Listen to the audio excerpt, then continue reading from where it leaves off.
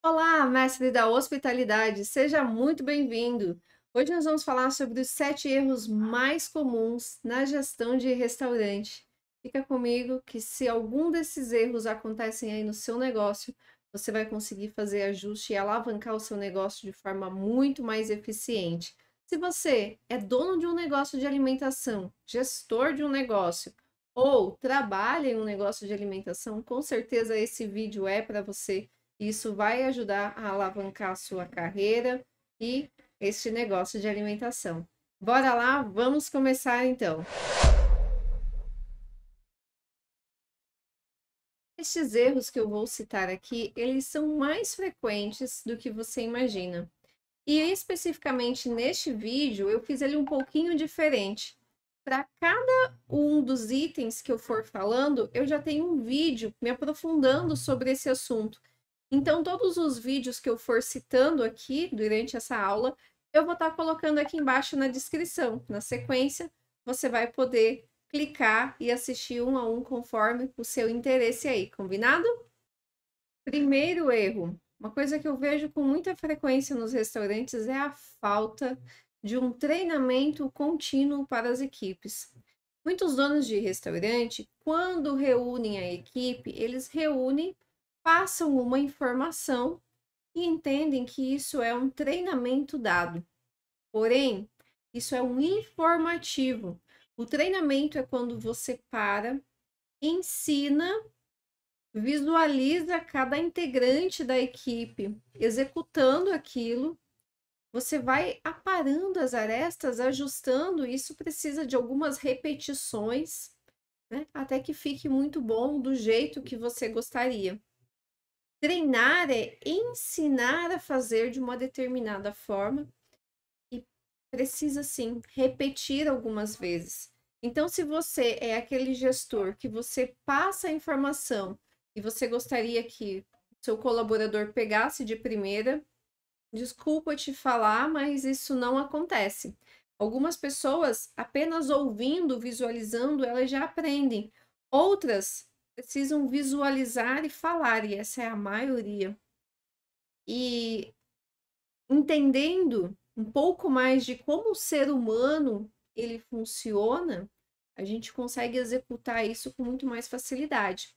Eu recomendo fortemente que, se você é um dono de um estabelecimento de alimentação, você divida o seu negócio em setores. A parte do salão, a parte da cozinha, de repente do estoque, dependendo do tamanho do seu negócio, né? E para cada um dos setores que você tem no seu negócio, você coloca um líder. Pode ser que você já tenha um chefe de cozinha, um gerente operacional, um maître, enfim. Mas caso você não tenha, coloca um líder, um garçom líder, um garçom responsável por todos os demais, um cozinheiro líder e assim por diante. E aí é esta pessoa, esse líder, que você vai ter um contato maior direto. Você vai desenvolvendo com este líder os treinamentos e esse líder vai treinando a sua equipe. Você, enquanto sócio, dono de um negócio de alimentação, é o responsável para dar coragem, para que ele consiga. Às vezes ele tem um pouco de vergonha, é algo que nunca foi feito dentro do restaurante. Então comece dando os primeiros passos e desenvolvendo. Esses primeiros passos, eles são os mais importantes. Sempre que a gente vai começar algo novo, tem uma resistência, tem aquela presunção de que não vai dar certo, sem nem mesmo ter tentado, mas eu garanto, com todos os meus anos de experiência, já são 8 anos nessa área, que treinamento faz toda a diferença em um negócio de alimentação. Se você não faz isso, comece a fazer e você vai ter resultados em pouco tempo. Eu vou deixar aqui no card um vídeo que se chama As 7 Dicas para Ser o Melhor Garçom, para aprofundar um pouquinho mais desse tema sobre treinamento de vendas. Eu tenho certeza que vai valer a pena cada minuto. O erro número 2 é não ter processos bem definidos.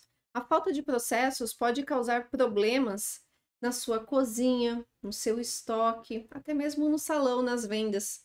Eu fiz um vídeo que ele se chama Os 7 Passos para fazer o seu restaurante funcionar sem a sua presença. E nesse vídeo eu explico como que você faz um checklist, como que você cria processos até mesmo de auditoria. É muito importante que na abertura do restaurante tenha um checklist de abertura. Quais são todos os equipamentos que precisam ser ligados, o que precisa ser verificado quando se abre o restaurante, as primeiras pessoas que chegam no restaurante, o que elas precisam fazer no fechamento, o que é necessário fazer no fechamento do restaurante, enfim, todos os seus colaboradores, eles acabam tendo um processo no dia a dia. E é a primeira coisa que esse funcionário faz, segunda, terceira, quarta, tem as coisas que são mais importantes, que é intrínseca daquela função, e as outras coisas que não são tão necessárias assim, que é feito quando você tem um tempinho ali para fazer, né? Então, se você tem isso tudo muito bem descrito, fica mais fácil de você ensinar, treinar, principalmente na troca, de repente, de um colaborador, demitiu um, contratou outro, já tem aquilo visual, fica mais fácil de olhar, olha, agora são 11h30 da manhã, o que precisa estar sendo feito nesse horário por esse colaborador que ocupa esse cargo nesse momento. Você bate o olho e você já consegue visualizar se está feito, está adiantado, atrasado, facilita muito a vida. Então, se você por acaso hoje não tem processos no seu restaurante, não utiliza checklist, não tem um tipo de controle, isso não é burocracia, muito pelo contrário.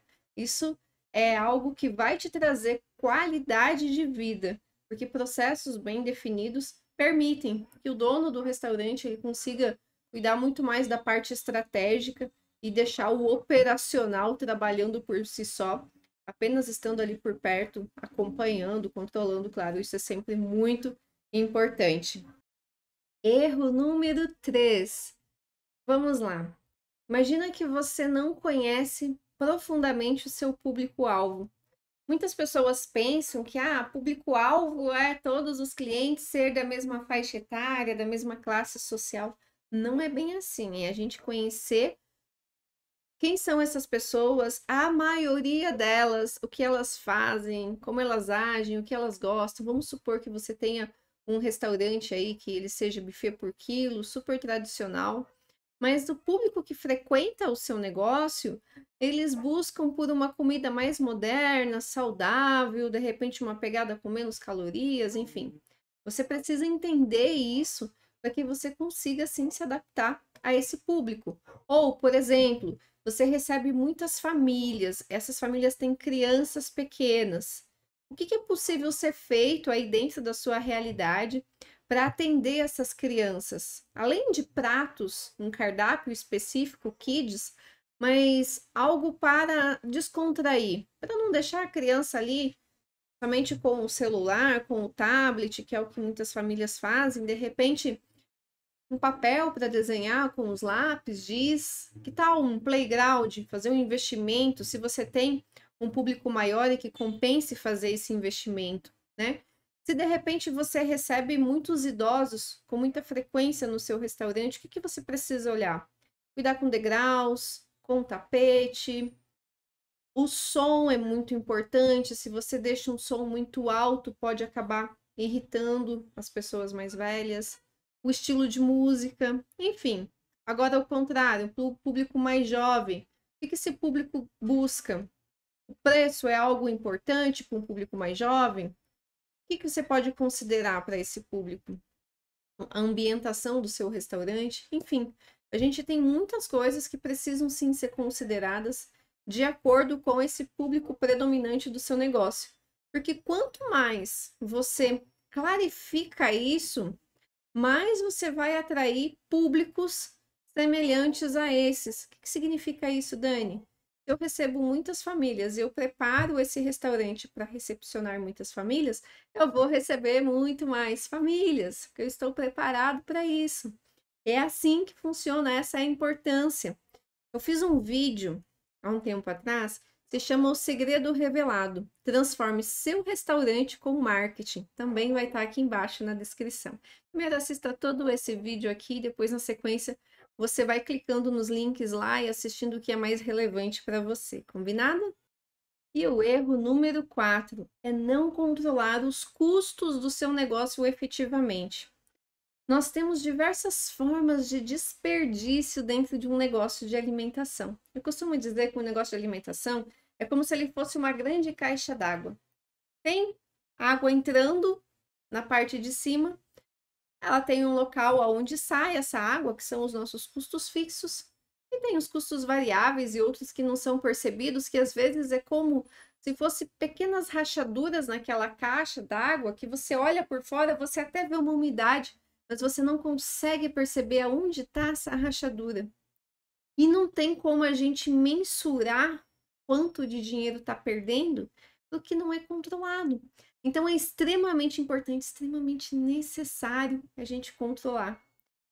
Quando eu falo em controle, volto no erro anterior que eu falei, de não treinar, principalmente a parte de vendas, porque toda vez que um garçom deixa de oferecer aquele cafezinho no final do atendimento do cliente, é um desperdício, porque o cliente estava ali. Pode ser que ele não venda 100% das vezes que ele oferece, mas cada vez que ele deixa de oferecer, está sim tendo um desperdício, porque a cada 10 vezes que ele oferece, pode ser que ele consiga vender 5, 7 vezes, dependendo da eficiência e da forma que ele faz essa venda, ou dos treinamentos que nós estamos fazendo com esses garçons, não é mesmo? Desperdício é quando a gente não controla a quantidade de lixo orgânico que nós geramos dentro da cozinha. Nossa, Dani, mas como assim? Como que eu vou controlar? Sim, é importante. Pese o lixo gerado pela cozinha todos os dias. Isso vai fazer com que a sua equipe ela pare e pense como que ela consegue criar uma cozinha muito mais funcional, muito mais eficiente e que gere menos desperdício. Por exemplo, se eu deixo um arroz por muitas horas, um arroz que eu terminei de cozinhar, em cima do fogão em temperatura ambiente, depois de ele passar muitas horas numa temperatura aí de uns 30, 40 graus, que é perfeito para as bactérias proliferarem, eu posso pegar, colocar esse arroz numa câmara fria, armazenar numa caixa, colocar numa câmara fria. Porém, eu não vou ter uma qualidade de um arroz fresquinho feito na hora. No dia seguinte, quando eu trouxer isso da câmara fria para a cozinha para regenerar e utilizar, pode ser que esse arroz já não esteja mais em condição de uso, porque ele não foi tratado corretamente na hora que ele foi manipulado no dia anterior. E o problema, muitas vezes, não é a antecipação, não é você guardar e reaproveitar. É o tempo que os seus alimentos ficam em temperatura ambiente e isso acaba gerando um grande desperdício. Quando é que os seus colaboradores vão começar a tomar consciência disso? Com os treinamentos e quando você começa a pesar todo esse lixo orgânico que é gerado diariamente. Então, são estratégias. Tem um vídeo também, que vou colocar aqui na descrição, que ele se chama Como Aumentar o Lucro do Seu Restaurante em Até 30 Dias. Além dessas dicas que eu coloquei aqui, tem várias outras bem aprofundadas que vale a pena você assistir. Você vai ter uns resultados bem interessantes aí no seu negócio. E o erro número 5 é a falta de inovação no seu negócio. Esses dias eu fui jantar num restaurante aqui perto de casa. E aí, quando o garçom me trouxe o cardápio, eu comecei a olhar, eu achei aquele cardápio muito cansativo. O papel era em papel reciclado, a letra era pequenininha, todo o cardápio com a mesma fonte, o mesmo tamanho, todos os itens dos pratos exatamente assim, igual, uma fonte um pouquinho ruim de ler, a letra estava pequena. E foi até difícil de escolher quais os pratos a gente queria, porque estava um cardápio difícil de ficar analisando, né? Então eu recomendo, no cardápio em si, tô falando do cardápio físico mesmo, e até mesmo digital, se é o que você utiliza atualmente, coloca fotos, coloca uma fonte diferente, evidencia bem qual que é a parte de bebidas, entrada, o couvert, a entrada, o prato principal, a sobremesa. Se você tem proteínas diferentes, onde você está falando de peixe, faz de uma forma, de carnes vermelhas de outra, para que o cliente bata o olho e ele consiga facilmente escolher. Coloque fotos, aqueles pratos que você quer vender mais, coloque fotos intencionais, bem bonitas, para a pessoa visualizar aquilo e sentir vontade de pedir aquele prato. Você pode ter certeza que você vai vender muito mais esses pratos se um cardápio ele tá bem elaborado. Preço também, eu vejo muitos restaurantes colocar o preço um tamanho pequenininho, do lado encostado ali com o nome dos pratos, sabe? Evidencie, não tem medo de mostrar qual é o preço dos seus produtos. É importante que você coloque, isso facilita bastante a visualização do seu cliente. E eu aprofundo bastante esse assunto de cardápio, falando em si dos pratos mesmo, no meu vídeo que se chama Cardápio Lucrativo, os segredos para o seu restaurante ter um cardápio acima da média. Eu tenho certeza que vai valer cada minuto que você acompanhar esse vídeo. Também está aqui embaixo na minha descrição. Na sequência você pode olhar, pode conferir, que vai ser de grande valia. E agora, número 6, o sexto erro. Não subestime o poder do marketing no seu negócio. Eu vejo muitos donos de restaurante que acabam deixando o marketing para depois. Contratam uma agência, terceirizam toda essa responsabilidade. E contratar a agência eu não acho errado, mas eu acho errado não entender sobre o marketing. Porque veja bem, se você tem um restaurante, você não consegue, não tem como você chegar para a agência e falar assim: olha, eu quero aumentar 20% do faturamento do meu restaurante em tanto tempo. E essa é a premissa básica. Ah, o meu restaurante é uma pizzaria, é um sushi, é um buffet por quilo e é isso. Não, você tem que entender muito mais sobre o seu negócio. É importante que você entenda sobre o seu público-alvo. É importante que você entenda onde está esse público-alvo. O que eles usam mais hoje em dia? É o Instagram? É o Facebook? Lista de transmissão para os seus clientes é algo que funciona? Ou eles não gostam muito? Você precisa analisar como é que você vai fazer uma propaganda, um anúncio de forma eficiente, entender quais são os eventos que o seu negócio ele consegue encaixar durante o ano. E eu revelo muito mais estratégias dentro do meu vídeo O Segredo Revelado. Transforme seu restaurante com marketing. Também tá sensacional esse vídeo aqui. E agora, para finalizar, parabéns para você que está até aqui. Eu tenho certeza que foi uma aula muito rica, tá cheia de sacadas aqui que vai agregar muito aí no seu negócio. E eu quero falar sobre como dar feedback e acompanhar a sua equipe.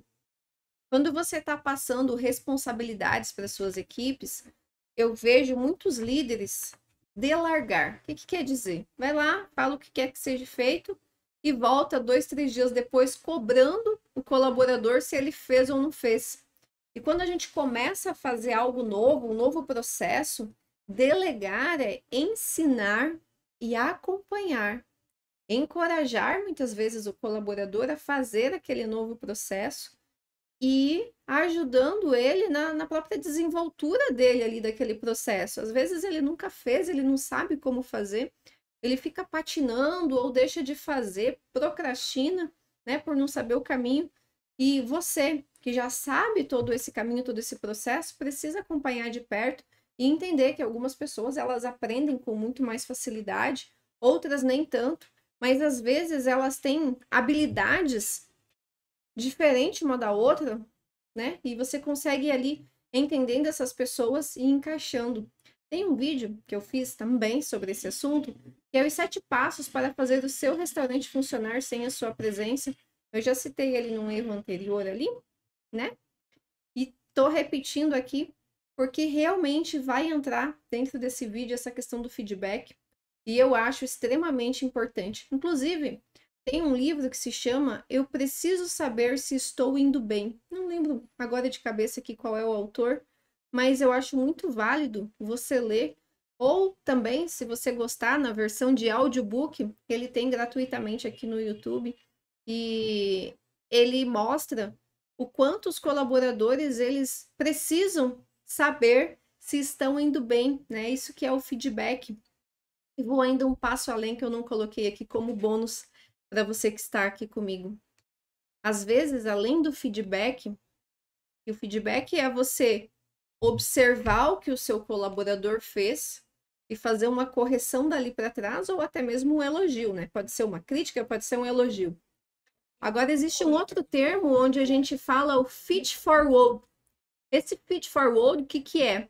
É você identificar qual é a qualidade do seu colaborador e ajudá-lo a desenvolver mais ainda essa qualidade olhando para o futuro. Por exemplo, eu tenho um colaborador que ele é muito comunicativo, gosta de falar demais.